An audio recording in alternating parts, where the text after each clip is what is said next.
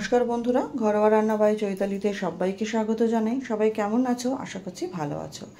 আজকে বানাবো chicken egg তড়কা। তার জন্য তড়কার ডালটা আমি 3 কাপ নিয়েছি, ছোটো কাপের 3 কাপ। তোমাদের কাপটা প্রথমেই দেখালাম। সারা রাতে ভিজিয়েছিলাম, সেটা নুন হলুদ দিয়ে প্রেসারে সিটি দিয়ে নিলাম। এবার চিকেনটা একদম ছোট্ট ছোট্ট কুচি করে কেটে নিয়েছি। সেটাতে রসুন, লঙ্কা, আদা, পেঁয়াজ বাটা দিয়ে ভালো মতো ম্যারিনেট করব। এবার কড়াইতে আমি তেল দিয়ে দুটো ডিম আমি ভালো মতো ভুজিয়া মতো করে নেবো, ওই স্ক্রাম্বল যেটাকে বলে। ডিম ভুজিয়া হয়ে যাওয়ার পর এটা তুলে নিয়ে কড়াইতে আরেকটু তেল দিয়ে গোটা গরম মশলা আর কিছুক্ষণ নাড়াচাড়া করে একটা পেঁয়াজ দিয়ে দিলাম কুচি। ফোড়ন বলতে পেঁয়াজটা একটু হালকা হালকা ভাজা ভাজা করবো।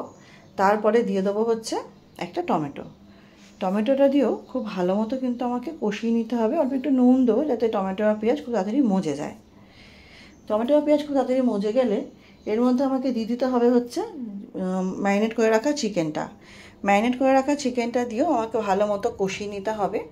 কষানোর সময় এর মধ্যে আমি অল্প একটু হলুদ, কাশ্মীরি লঙ্কার গুঁড়ো আর শাহি গরম মশলা দিয়ে ভালো মতো কষিয়ে নিচ্ছি। নতুন বন্ধু যারা আমার এই চ্যানেলে নতুন, ভিডিওটি প্রথম দেখছো, আমার চ্যানেলটি এখনও সাবস্ক্রাইব করেনি, অনুরোধ করবো চ্যানেলটি সাবস্ক্রাইব করে পাশে থাকা অনুরোধ রইল, পাশে থাকা বেল আইকনটি প্রেস করে অল নোটিফিকেশানটা অন করে নেবেন, যাতে চ্যানেল যখনই নতুন রেসিপি আপডেট করা হবে সবার আগেই তোমাদের কাছে নোটিফিকেশানটা পৌঁছে যাবে। আর যে সমস্ত বন্ধু আমার পাশে আছো তাদেরকে অনেক অনেক ধন্যবাদ পাশে থাকার জন্য, সাপোর্ট করার জন্য।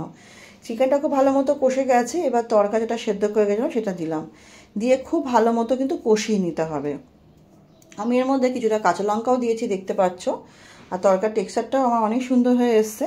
এর মধ্যে দিয়ে দেবো অনেকটা যে ডিম ভুজিয়াটা করেছিলাম সেটা, আর অনেকটা ধনেপাতা কুচি দিলে টেস্টটা দ্বিগুণ বেড়ে যায়।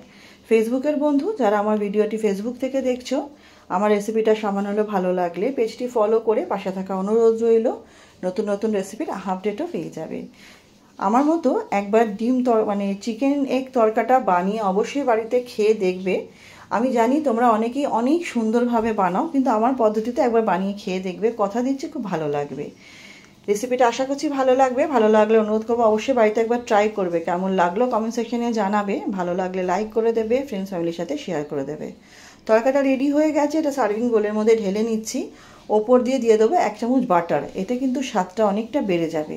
তারপর আর কি গরম গরম পরিবেশন করবো, রুটি, লুচি, পরোটা সব কিছুর সাথেও কিন্তু ভালো লাগে, দারুণ লাগে খেতে।